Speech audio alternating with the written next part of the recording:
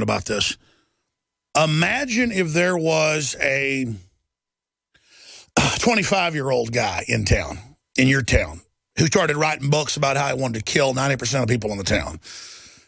You'd start watching him, you started getting concerned about him, and when he took a wrong step, you know, he'd be in jail. Or the police would talk to him and say, "You planning to really kill somebody? Because that's premeditated, and we're going to go ahead and slap you in jail right now." You have David Rockefeller, Zbigniew Brzezinski, Henry Kissinger, the head of Pepsi, the Chinese Communist government, Charlie Rose, basically every globalist you can imagine, talking about the big endgame being world population reduction of 90%. Prince Philip, I say Ted Turner, Prince Charles, the Dutch Queen, Beatrix, her son, just you name it, Dr. Pianka, all of them. You don't get in the club unless you're in this religion. See, I study the religion of my captors, basically, that are trying to shut down my freedom. But they don't want to make it too obvious because they want everybody to stay asleep. I'm jumping up and down saying, you better get awake to this. They have all said their plan. And you know what? They're about 5, 6, 7 years behind some parts of the plan. They're 20 years behind on other parts. They're ahead on some parts. In my view, that's a good question to ask Quill. Where does he think their plan is? But here's the issue. They are guided by a dark dream of mass death, and then they merge with machines. Their God has told them, whether you believe in that or not, they write about it. How Lucifer is their God and the Earth First Battalion in the Pentagon.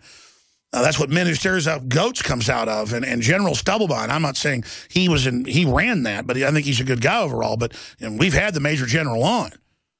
And in those battalions, they said, we are the horsemen death riding for Lucifer, one world government to carry out the plan of Club of Rome. I have that manual. Tex Mars got one of the only copies from the Department of Defense, listed classified.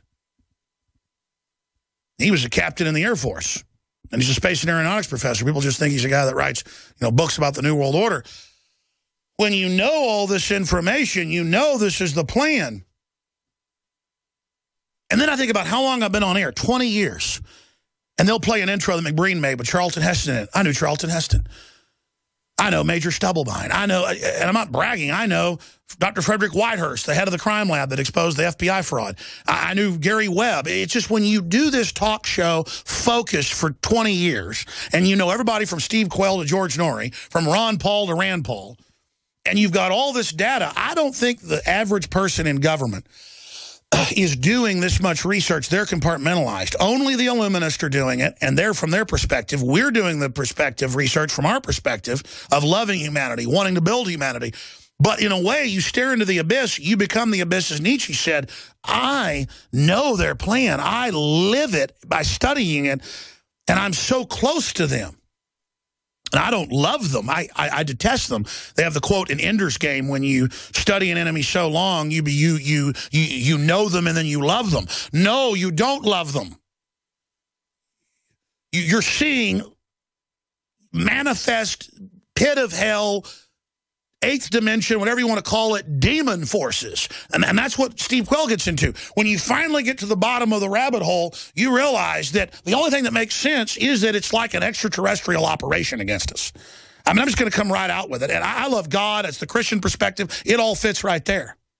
That this is a master diabolical plan. But God says we can beat it if we have knowledge. We perish for lack of knowledge if we understand the mass deception. Because they're offering the Illuminati eternal life through computers, but first they got to kill us because they got to save the earth. But then meanwhile, they're doing GMO and all this stuff that's killing the earth. No, folks, they're going to kill the earth. You understand how we're on a planet? Of course there's stuff jacking with us. What do you think's going on? Can't you see it? And I don't care if Media Matters and the White House makes fun of me. I've covered Skull and Bones. I've covered Bohemian Grove. I grew up around that crap in Dallas. You people all know what you're involved in. And you're going to get destroyed by it. And I don't want to be destroyed by it. I don't want my soul destroyed by it. So whether it is entities or not, the mass consciousness of humanity is manifesting this devilish archetype. Take that. See, either way you cut it, it's real. I'm going to Steve Quayle. I'm going to shut up with the balance of the hour, give him the entire rest of the hour, and then 20 minutes to the next, then we'll take calls. He's got so much to say. He just really sets me on fire. catching fire is what's happening here. And it's those fires in the minds of men of truth and justice that will lead us out of this. And all I know is it's real. That's why they attack me all day and say I'm not legitimate and I don't mean what I say and it's not real, because they got my phones tapped, they got my MO, they know who I am, they know my family, they know I'm real. And they're into bloodlines. They know my family bloodlines are always fighting. I'm going all the way back.